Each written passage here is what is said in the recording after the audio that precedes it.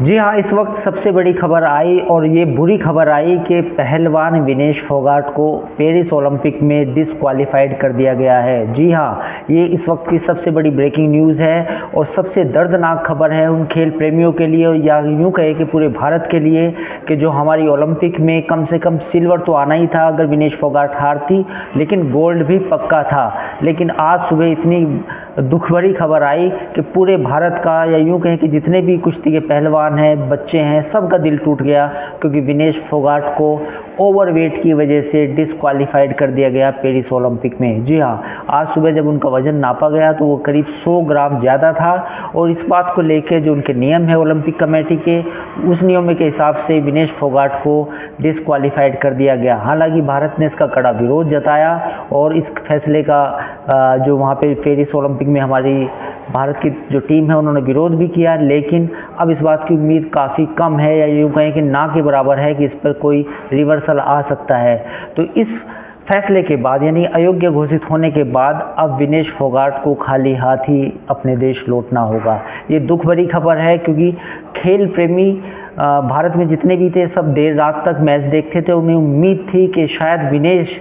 अगर गोल्ड नहीं जीतेगी तो सिल्वर जीतेगी, अगर सिल्वर नहीं जीतेगी तो गोल्ड तो पक्का आएगा, क्योंकि गोल्ड की वो दावेदार मानी जा रही थी, क्योंकि उन्होंने क्वार्टर फाइनल में डिफेंडिंग चैंपियन को हराया था, और जिस तरह के उनके तेवर थे उसे देखते हुए साफ लग रहा था कि विनेश फोगाट इस बार मेडल पक्का लेके आएगी। और जैसा कि आपने देखा होगा पिछले साल जितनी भी कंट्रोवर्सी हुई, तमाम तरह की कंट्रोवर्सी के बावजूद विनेश फोगाट ने अपने लगातार क्वार्टर फाइनल, सेमीफाइनल जितने मैच थे उसमें शानदार प्रदर्शन किया, और जितने भी यूक्रेन की, चाहे वो यूक्रेन की खिलाड़ी हों या फिर डिफेंडिंग चैंपियन हों, सबको हराते हुए वो फाइनल में पहुंची। लेकिन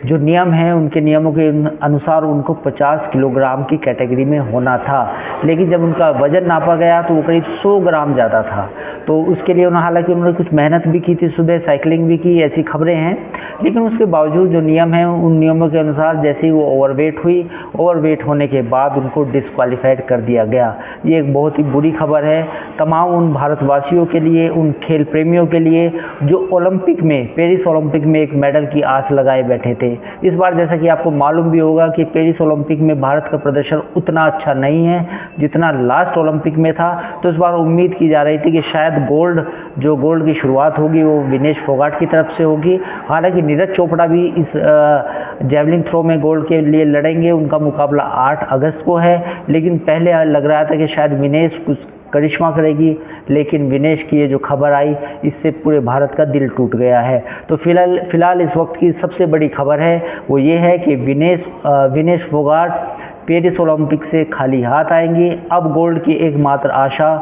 नीरज चोपड़ा है। अब देखना होगा कि पेरिस ओलंपिक में नीरज क्या कमाल कर पाते हैं, लेकिन आज के लिए सबसे दर्दनाक खबर ये है कि विनेश फोगाट को अयोग्य घोषित कर दिया गया है पेरिस ओलंपिक में।